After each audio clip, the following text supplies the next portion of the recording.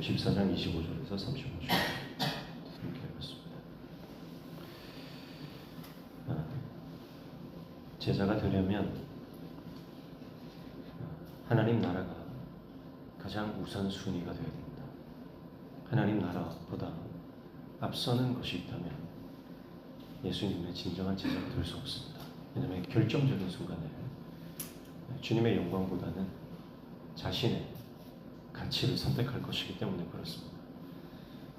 하나님 나라에서는 오직 자기 생명조차도 하나님 나라의 가치보다는 앞서지 못하는 것이죠. 그래서 우리가 진정한 제자가 되려면 모든 내 생명까지도 하나님 나라를 위해서 드릴 수 있어야 된다. 그래서 십자가를 가장 사랑해, 십자가를 가장 영광스러워하고, 십자가를 가장 사랑하고, 십자가가 우리 인생의 목표가 됩니다. 그래야만 예수님을 끝까지 따라갈 수가 있습니다. 예수님께서 이 제자도에 대해서 말씀하시면서 한 두 가지의 예를 드시죠. 28절에 보니까 망대를 세우는 사람이 나옵니다.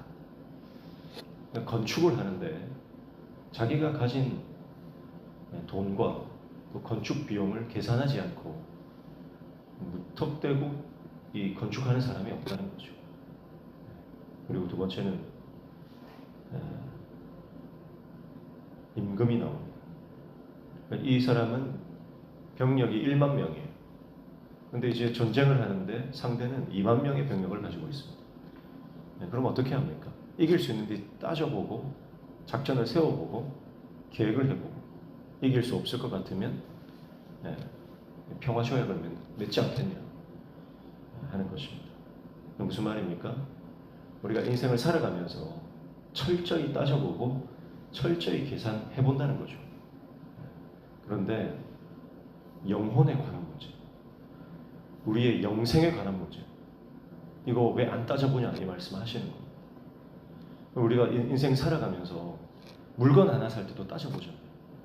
이 물건을 살지, 옆에 있는 물건을 살지, 이것저것 따져보고 계산해보고 비용 따져보고 뭐 재료도 따져보고, 물건 하나 살 때도 액수가 올라가면 올라갈수록 더 꼼꼼하게 따지고 그렇게 물건을 하나 사는 것입니다.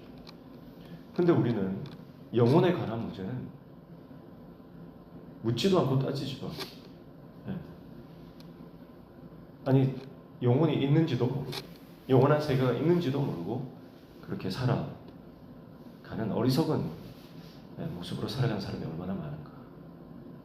참된 제자가 되려면 이 영혼에 관한 문제, 내 생명에 관한 문제, 영생에 관한 문제를 하나님 앞에서, 말씀 앞에서 철저하게 고민하고, 그리고 정말 내 인생의 소중한 것, 정말 변하지 않는, 바꿀 수 없는 그 가치가 뭔지를 깨달은 사람만이 영혼을 선택할 수 있다. 영원에 관한, 영생에 관한 것을 선택하고 인생을 포기할 수 있다는 것. 그냥 무슨 말이냐면, 앞서서 예수님께서 예수님의 제자가 되려면 형제, 부모, 처자, 형제, 자매, 자기의 목숨까지 미워해야 된다 그랬습니다. 자, 이거는 인간적으로 볼 때는 말이 안 되는 거예요. 인간적으로 볼 때는 이거는 너무 반인륜적이고 폐륜적인 겁니다. 어떻게 부모를 버립니까? 어떻게 처자를 버립니까? 형제, 자매보다 왜 자기 목숨을 미워해야 됩니까? 이거는 인간적으로 보면은 너무 어리석은 것이고 또 인정이 없는 거 아닙니까? 그런데 예수님께서 영혼에 관한 문제를 따지고 보면 세상의 그 어떤 것도 영생과 바꿀 수 없다는 거예요. 세상의 그 어떤 것도 천국과 바꿀 수 없다는 거예요. 그리고 내가 하나님 나라를 위해서 모든 것을 포기할 때 영원한 생명을 얻게 되는 것이고, 하나님께서 주신 놀라운 영생의 축복을 받게 되는 것이고, 그리고 내가 원했던, 내가 이 땅에서 누리기 원했던 그 이 땅의 복은 그 하나님 나라의 복과 비교하면 아무것도 아닌, 한번 따져보라는 거예요. 뭐가 정말 중요한 것인지. 그리고 제자는 그런 영혼의 셈법이죠. 네. 정말 내가 하나님 말씀 앞에서 고민해보고 선택하는 것이죠.